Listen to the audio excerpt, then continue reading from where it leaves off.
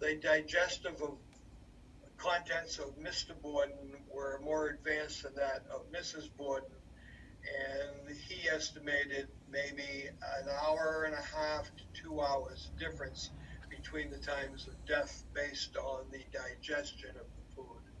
So, we're thinking 1892, they did have some scientific um, possibilities that they did investigate at that time. And that's how they determined who was killed first. Wow. Mr. Borden was discovered first. It was Lizzie who discovered her father. And it was Lizzie who called to get a doctor. It was Lizzie who called someone to go notify the police. And it was others who found the mother on the second floor.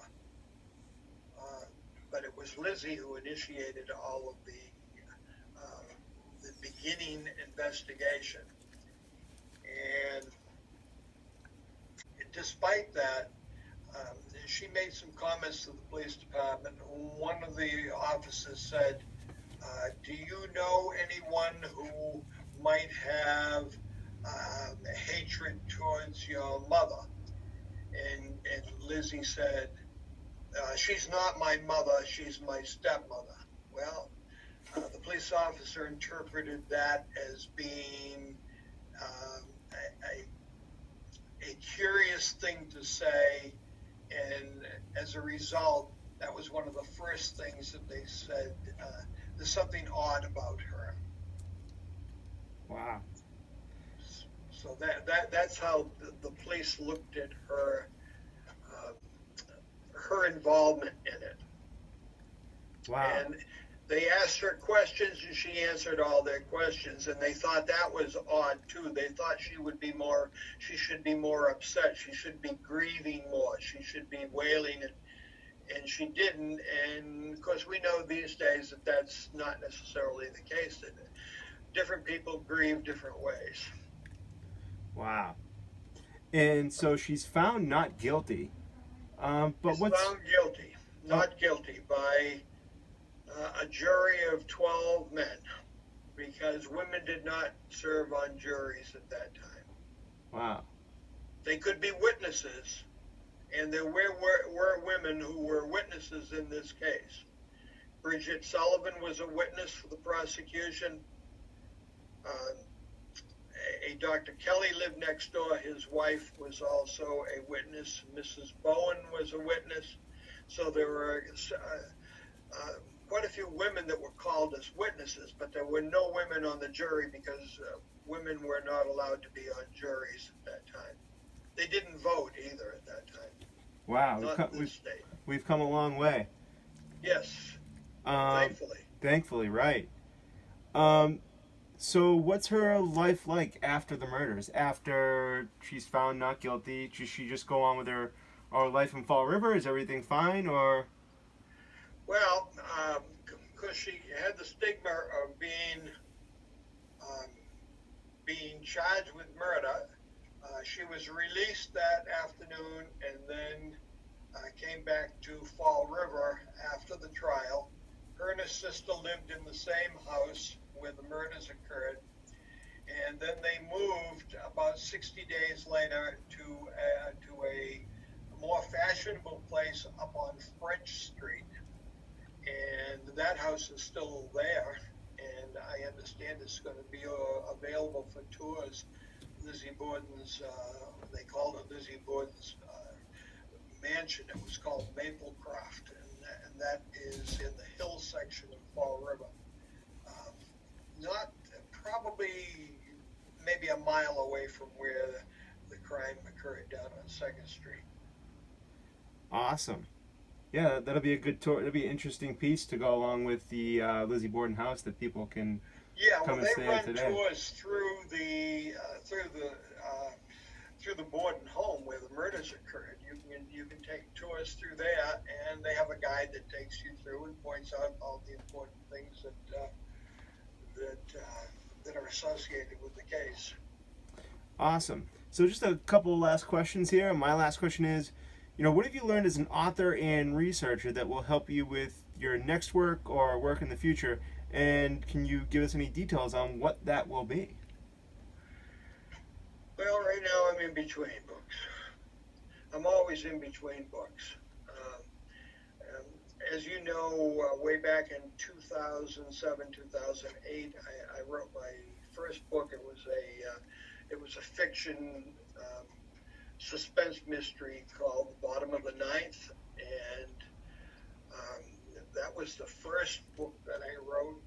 And then Beverly Falstad and I started working um, on the injustice of it all, which has not been printed yet. And we spun off and wrote Cold Case to Case Closed, a story about Lizzie Borden. Um, that would that was actually the second book printed, and then the one that you showed earlier uh, with the with Peyton Manning on the cover when he was playing for Tennessee, ones and twos. That particular book was about the first and second picks of the NFL draft for the last 50 years. And then the recent book, which is titled Cock on a Rock, is about William Bradford and how he ruled Plymouth Plantation with an iron hand. And hopefully that was going to come out at about the same time that the town of Plymouth started to celebrate their 400th anniversary, which is going to be uh, this December, this upcoming December 1620. But COVID has kind of put everything on the back burner, so I don't know how they're coming with that particular project. But my book, Cock and a Rock, is out now. So, Oh, that's so I awesome. haven't decided yet. If anybody's got any good ideas of what they think would be, I mostly write historical, uh, either a historical novel or historical fiction, where I use the basic facts of history and then weave a story around those. And I'm looking for something interesting, and we'll see what happens. That's awesome. Well, we look forward to that. Our last two questions are well, first question here is from Jessica. And Jessica asks, do you think or have you ever thought there was a chance Lizzie Borden really was not guilty of the murders and that it could have possibly been the maid? Well, I initially, as I told you, thought that she probably was involved. After all, the poem said she was. However, in investigating the evidence that I could find, I don't think she was. Uh, I don't think that Bridget was involved, but I do believe that Bridget knew soon after Mrs. Borden was murdered in the early morning, 9:15 or so, and I believe um, it was stated that Uncle John left the home first, followed by Mr. Borden. They left within 5 minutes of each other, but they didn't leave together. And I think that Mr. Borden went downtown to make the rounds about his business, and uh, I think that Uncle John returned. Um, and I don't know whether they had an argument. He and Mrs. Borden had an argument in the room where he stayed that night, um, and she confronted him about something. That Mr. Borden and Mr. Moss were in business together, and there'd been some issues in the business as far as profits and declining profits. And Mr. Borden said he thought he wanted to terminate this, and they had a discussion about that the evening before. And I don't know if it was a result of that, but I believe he um, took out his butcher, the tool that he used for butchering, his butcher cleaver, and he struck her square face front just above the eyes. And after she was deceased, he went downstairs and he told Bridget about this. Bridget was on the first floor of this, and Lizzie at the time was in what they call the water closet. We'd call it the toilet. The toilet was located down cellar. There was running water in the house. There was not hot water in the house, but there was running water in the house, and there was a toilet that was in the cellar. And as Lizzie was coming from the cellar up to the first floor, uh, Bridget ran out the back door and started to vomit on the side grass next to the house. Um, Gross. I think she had learned about Mrs. Borden, was instantly ill, and went out. And that was what was causing her intestinal distress. And but I don't know that she knew anything before that. But she left the premises that afternoon, never to return again. And the person who helped her move from the premises was, of course, Uncle John Walsh, Uncle John Morse. Uncle John Walsh is a relative of mine who's been gone quite a while. Wow. I get those guys mixed up. And so this last question comes from Leo. And the one before was from Jessica. Yes. Thank you, Jessica, for asking that question. Yes, thank you, Jessica, and thank you, everyone, for reaching out with these great questions. And Leo asked, and because we've been doing a lot of Massachusetts research and history, and how do you feel about this event in history, kind of Massachusetts history, as like a top 10 event? And I think after talking to you today, I understand that it has more implications beyond Massachusetts. It kind of became what you said, what we call the crime of the century, and its implications reached far and wide beyond Massachusetts. Yeah, one of the reasons why it was the crime of that century is because of newspapers and because of the telegraph. Now, newspapers from all over the United States sent a representative to the courthouse to